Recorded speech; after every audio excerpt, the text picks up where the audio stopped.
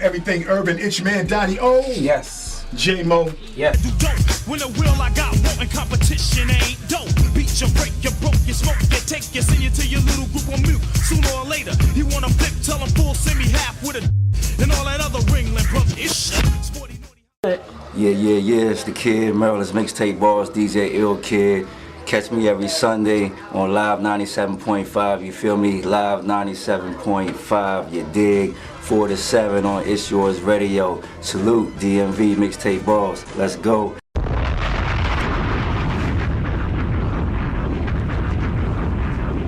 Well, we have a guest with us today, Skee the Great, and you know, we were talking back in the green room before we went on. We're talking about he has a song called Divinity. We've been playing that for probably about a month or so, and I mean, it's gotten a nice little buzz.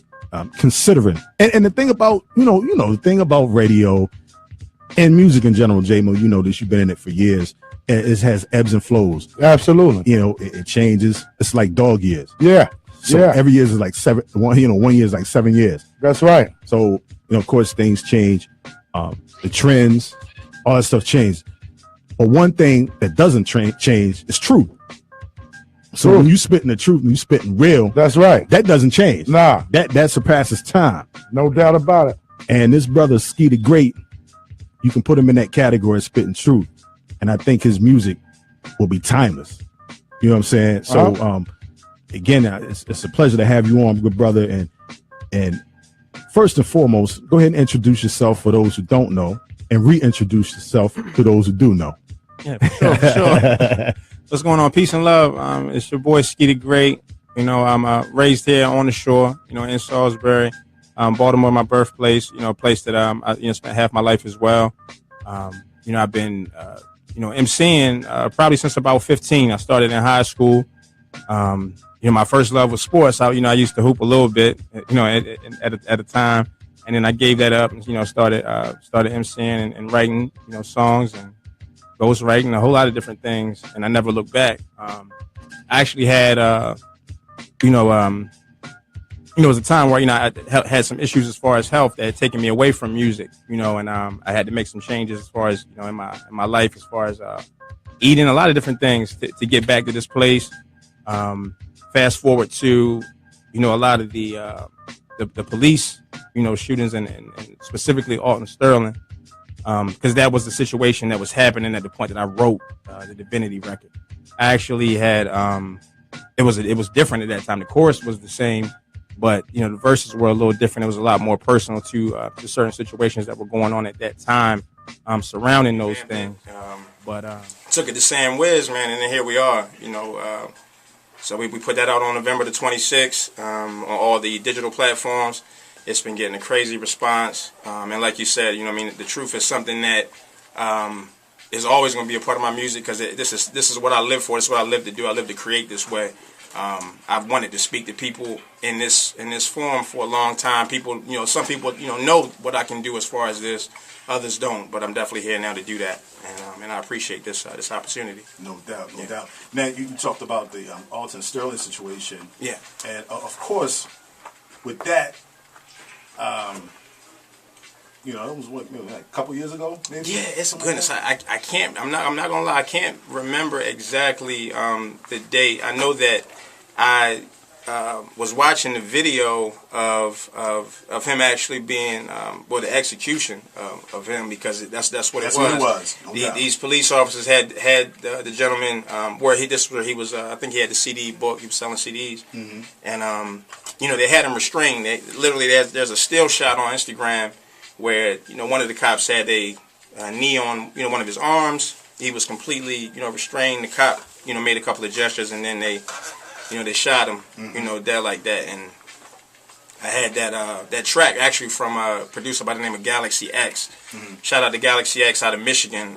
Young kid. I think he's a student at Michigan State. Okay. I never really met him personally. I found that track online, reached out to him to get the track, and grabbed it and wrote that song over it amidst that Alton Sterling situation. So that's why I spoke to those things in the record.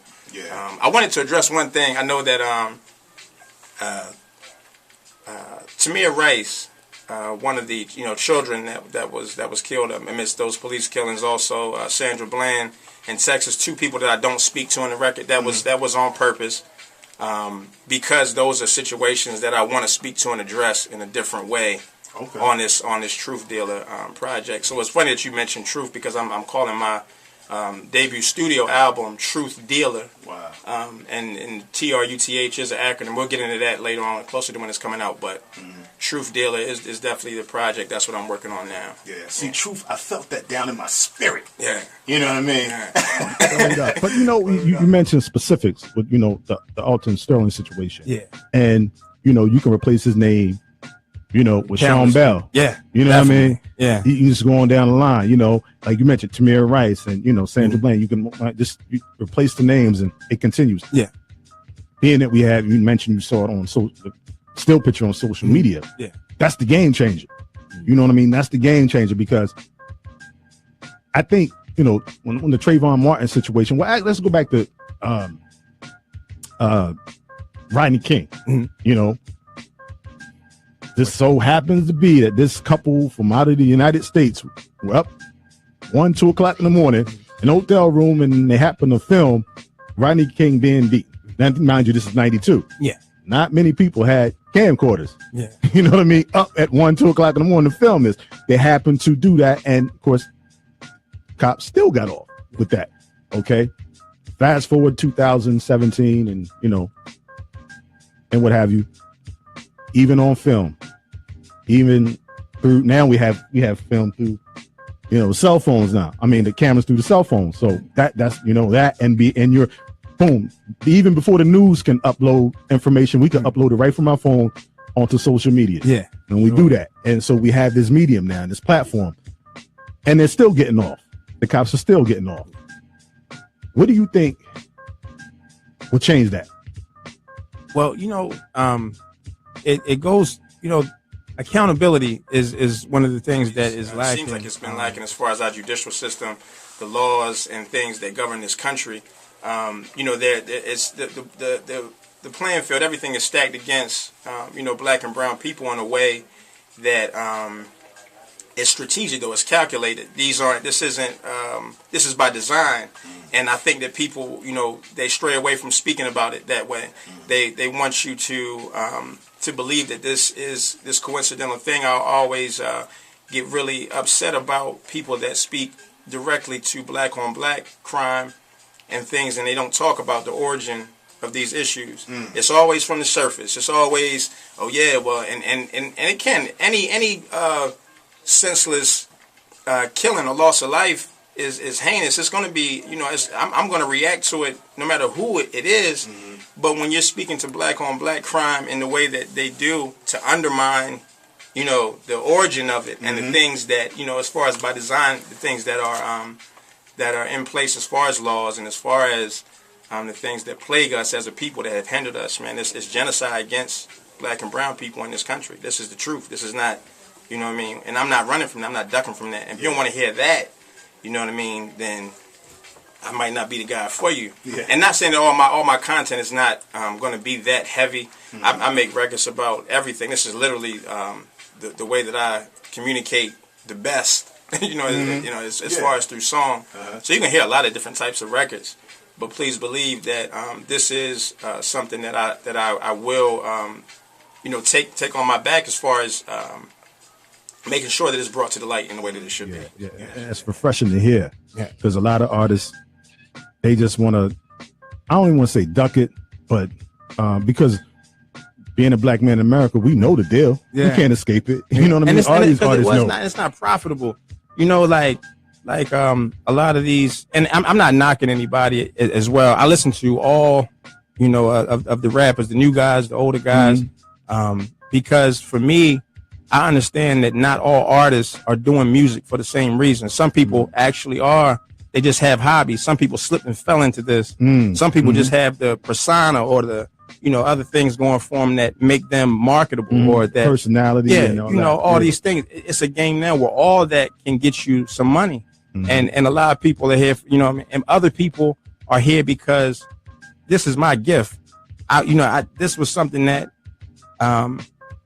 when I first started to realize that I could create in this way, and I could see the response and things that kind of it worried me a bit because I don't like attention.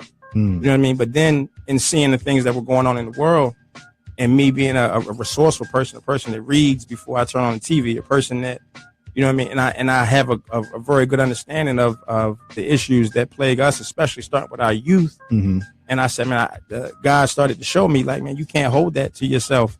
I gave you that gift, you give it back. You see what I'm saying? So now I'm here to get that back. Yeah. And I want what I came to get. You know what I mean? Yeah, no doubt. Now look, kind of staying in the same realm. I mentioned earlier, we talked about the Roy Moore situation. Yeah. You know, I have something that I want to play, and a lot of listeners may not be aware of Roy Moore. They may have heard of him, you know, by happenstance or just, you know, flipping through. Oh, Roy, and there's Roy Moore, but really never stopped to see what the issue is. Yeah. With Roy Moore, who's a senator from he's from Alabama. He's running for the senator seat to represent Alabama. Yeah. And he's had he was actually banned from a mall for allegedly chasing young girls. He was in his 30s and he was chasing like girls as young as 13, 14. He was like in his mid 30s. Through the mall. Yeah. So he got banned because he was harassing them. You know what I mean? This is who we're going to have possibly representing us in Congress. And make sure you let them know Trump endorsed him. Yeah, and Trump endorsed him. So look, I'm going to play a clip of him. Chump. I call him Chump. Donald Trump. Yeah. But I'm going to play this. Yeah, I'm going to play this clip. And it's from another news source, but they kind of talked about the comment that he made, speaking of Roy Moore, who said, well, someone asked him the question, so when was America ever great? Yeah. Oh, yeah. And he said America was great during slavery. Yeah, he sure did. And then, of course, he tried to cover it up. I said, oh, yeah, but it was during slavery, but, you know, that's when families were united. Yeah. And, you know, everything we had an agenda and we were moving forward and, you know, but united in what? United in keeping blacks, Africans. Oh, yeah. Slaves. That's what you were united in. You know what I mean? So, but then you're going to be like, J-Mo, you mentioned about Trump. Yeah. Trump endorsed him, and he even went as far to say that we need to get him in as opposed. This is what it is.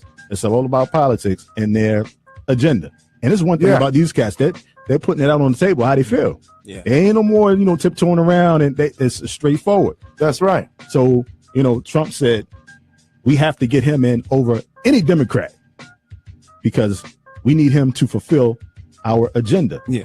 What is your agenda? To go back to making America great again? That's right. That's the slogan, right? Yeah, make America great again. And Roy Moore said, you make America great again. When was it great? During slavery. Is that your agenda? Going back to that? Yeah. That's what he said. Yeah, and you see it. You see Charlottesville. You see a lot of these other instances where that mentality, that same energy that they've generated since bringing that slogan and all that whole wave of energy. You know, and it was already, the energy was already there, to be clear, but that was almost like it stamped it for that, you know, people were under that mindset that really, you know, I feel like that it put a battery in the back. Definitely. You know, people in a way as far as that, and it's been all over our country ever since that gentleman has been in office. They're more I don't open. even say his name. They're open with it now. Like you said, before it was kind of masked and they hide it, but now it's like, now it's right there. You know, we got the president of the United States feeling the same way that we feel. Yeah.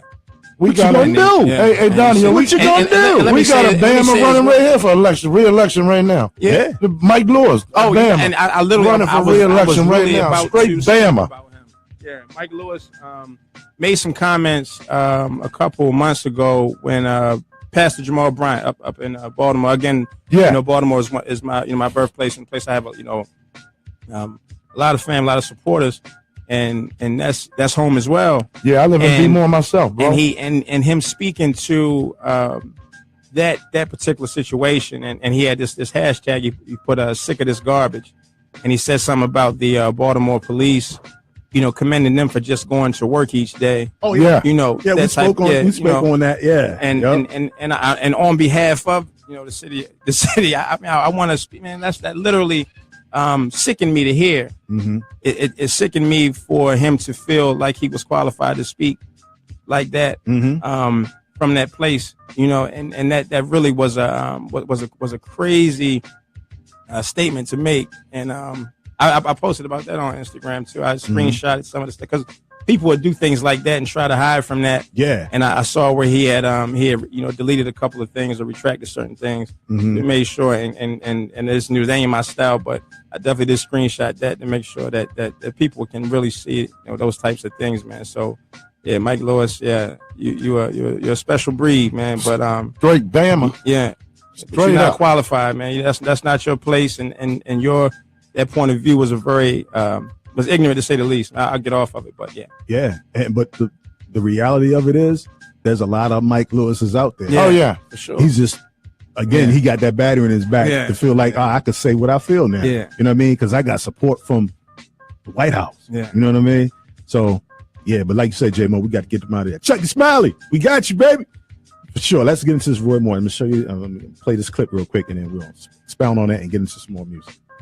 Roy Moore, the Republican Senate candidate from the state of Alabama, who's best known for being banned from malls and preying on teenage women when he was in his 30s, has recently, it's recently been revealed that he can pinpoint the time at which America was last great, building off of the Make America Great Again slogan put forward by Donald Trump. According to Roy Moore, back in September, the last time America was great was when families in this country were united. And that occurred during the era of slavery in the United States. Roy Moore explicitly said that the last time America was great was when we had slavery in this country. And yes, we had slavery, he says, but families were united. United in what, I wonder? United in their belief that certain human beings are below other human beings? United in their belief that it's okay to own another human being and beat the tar out of them whenever you feel like it? Belief that it's okay to just torture other humans, strip them from their homelands, bring them over here and make them your slave? That's what they were united in? I have long said that the Republican Party in this country is trying to take us back in time. But typically, I thought that time period was the 40s or the 50s because they wanted segregation. But as it turns out, Roy Moore wants to take us another 100 years back from there. He wants to go back to the early 1800s because according to him, that was the last time this country was ever truly great. Now, he recently said this past week that he thinks the elite in D.C. are scared because he wants to bring Alabama values to Washington, D.C. So what values are those? The values of 30-year-old men preying on 14-year-old women at a mall? The values of a backwoods hick that thinks the last time the country was great was when we could own black people? Please elaborate on that a little bit more, Roy Moore. After all, you've only got like 4 days until the election in the state, and I think the people of the great state of Alabama deserve to know the truth. They need to know what you believe and what you stand for. Is it okay for a man in his mid-30s to have sex with a 14-year-old? Is it okay for a man who served on the Supreme Court before he was removed to say that this country is only great if we have slavery? I think everybody in this country, and not just the people in Alabama, deserve to know that. And furthermore, I think that everybody in this country that calls themselves a Republican needs to look at Roy Moore and understand that he is the future of your party if he wins this election. His electoral victory, if it happens, will send a message across the country that not only is this kind of behavior okay, but acceptable to the modern day Republicans. Wow. So, man, what are your thoughts on that, man? Man, well, you know what? I was banking on them playing him, making a statement as well. But my thoughts are, it's a scary thing. It's a scary thing that there are people in our country that can stand for, energy like that. That can stand for that type of, thing being okay. It's like Man, I look at all the things surrounding Trump now with a lot of the people that he's endorsed that, that come under fire different ways. Mm-hmm. And then you look at, Roy Moore and then the statements that he's making. But that's, again, this is what I could refer to as a systematic racism, where, you speak on this instance where America was so-called great again, and then undermine the fact of, what was really going on at that time and what that really means when you think about it. But we have gotten to a place where we take stuff like that because of how a person words it and start to defend things that are the obvious truth of that is evident. You can't, you can deny it if you want to, but the honest truth of that type of a statement is evident. Yeah. And it just sickens me that that people play to it and they play off of it. But yeah, that's nauseating. And it goes to show that there's a lot more people who have that same mindset than we would want to believe. Yeah. Oh yeah. Yeah. And they really have a person in office now that makes them feel comfortable and and putting that out and portraying that type of thing.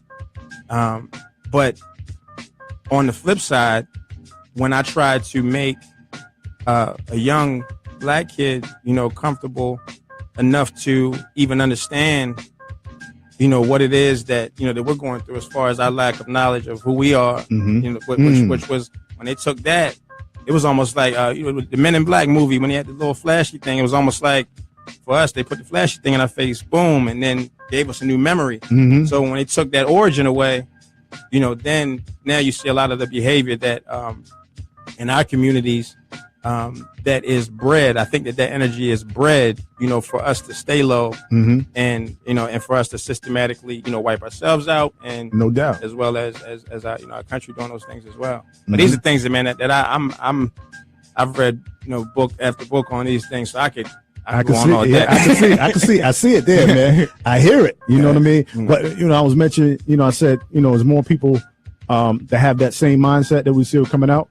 But the troubling part is, see, the average Joe Blow, they could say whatever, say the N-word, talk whatever, any kind of way. But now we're seeing it's those that are in power, that can, they put together law and policy. They help shape the budget, the federal budget.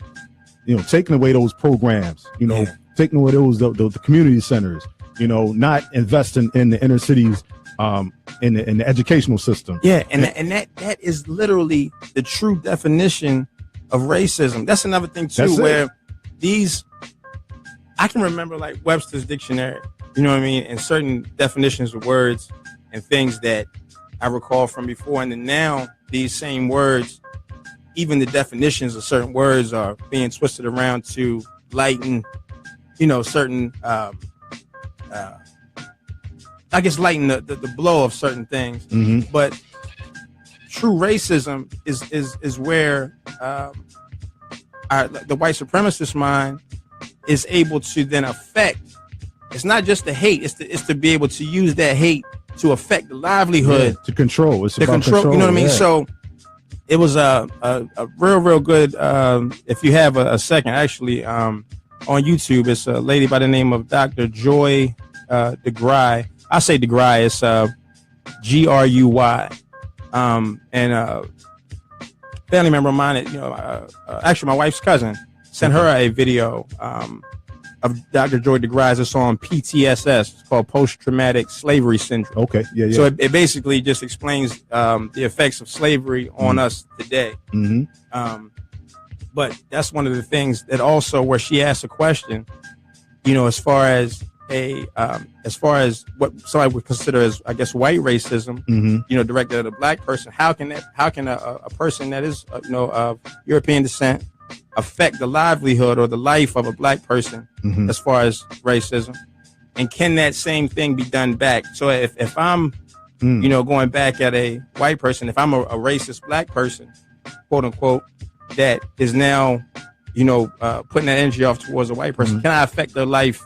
In what way? We don't have the power. We don't have the power to do that. You know what I mean? Even and these types of these are things that we have to start making you know, these are conversations that now have to happen. I hear you go. You know? And this is talking about the effects of slavery, which every day, who we are. Yeah.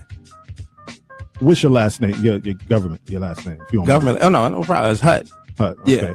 Mine's Phoenix and Moloch. Okay. Do the math if you haven't already. Research the origin of it.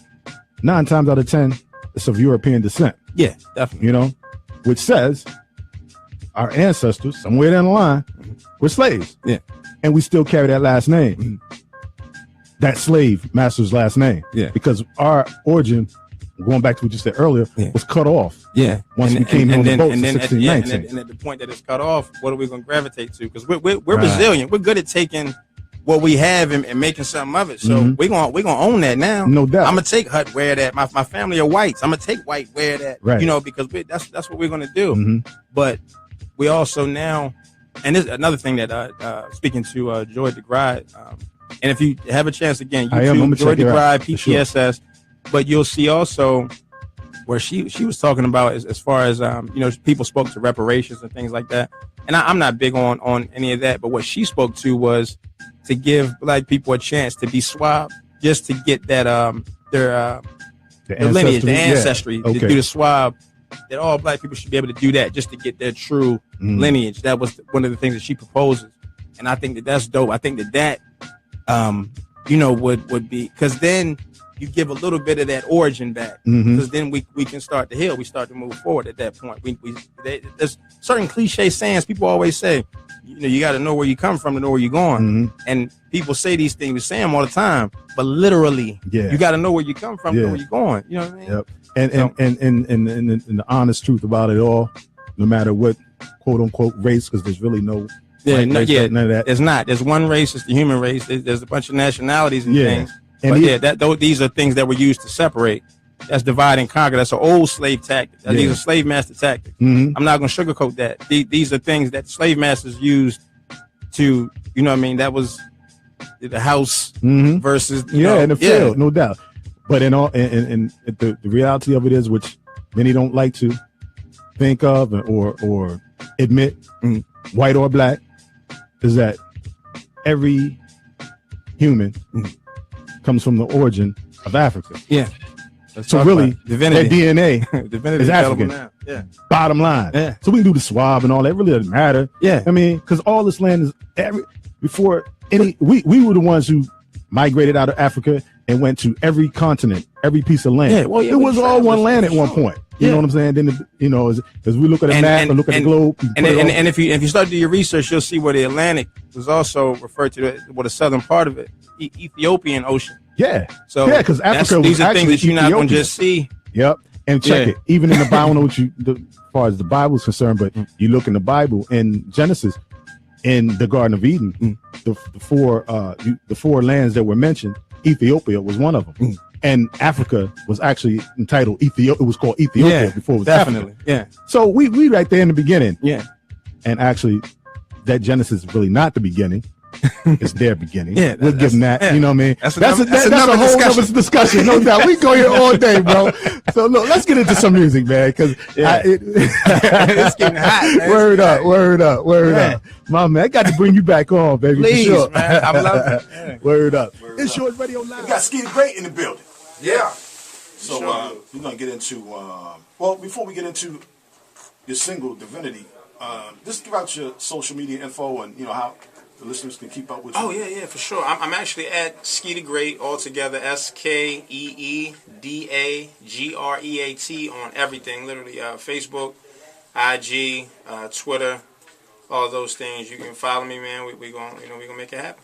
That's what it is. Yeah. That's what it is. So we got real political, socially conscious, and everything. Yeah, the last couple real days. fast. So let's just talk about some more of your joints, man, just so they get a scope of Skee the Great. Yeah, for sure. Actually, I have a Break Free. My first mixtape is a project I put out actually in 2011. It's been a minute. Oh wow! But Break Free though, that's my baby. That was the first thing that I really dove into. It's available on DatPiff, DATPIFF, search Skee the Great Break Free. It's a sponsored download. You don't have to sign up any of that. You can download it, check it out for free. Okay. But it's a full-length, project.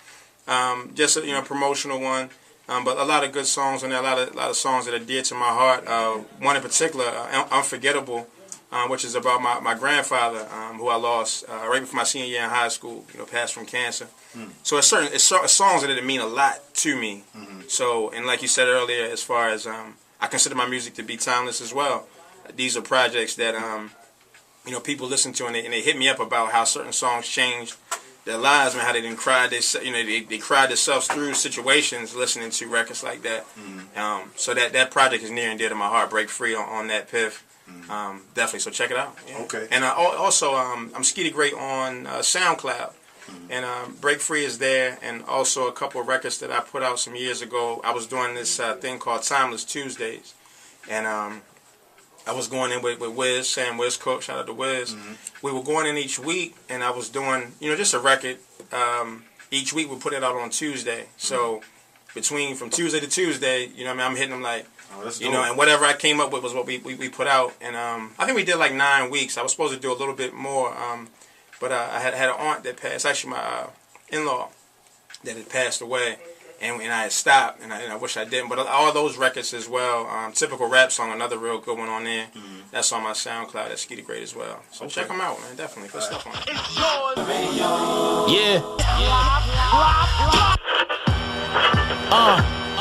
Sunday, fun day, turn your radios up. Donni-Oh, J-Mo, are you ready or what? 97.5, it's yours radio live. From 4 to 7, you can chill before it's back to your job.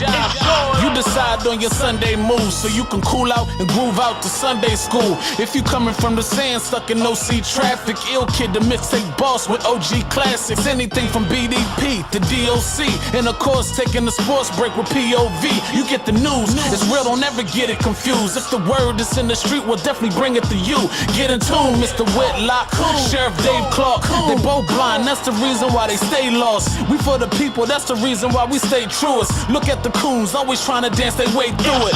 If you got bars and send them in, just make sure it's clean and ill or give it a spin. If it's hot, then it's here. If not, it's gotta go. Hip hop and neo soul, J-Mo and Donni-Oh. Let's go.